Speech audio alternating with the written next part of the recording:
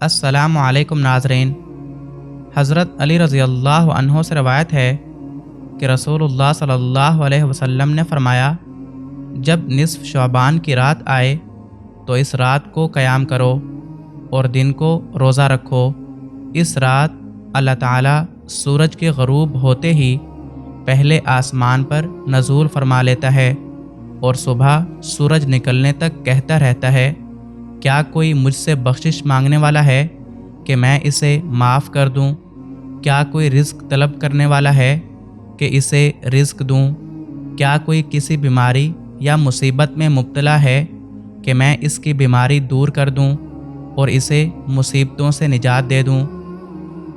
سنن ابن ماجہ، حدیث نمبر 1388۔ اللہ سے دعا ہے کہ اللہ ہمیں رسول اللہ صلی اللہ علیہ وسلم کی ہر سنت پر عمل کرنے کی توفیق عطا فرمائے، آمین۔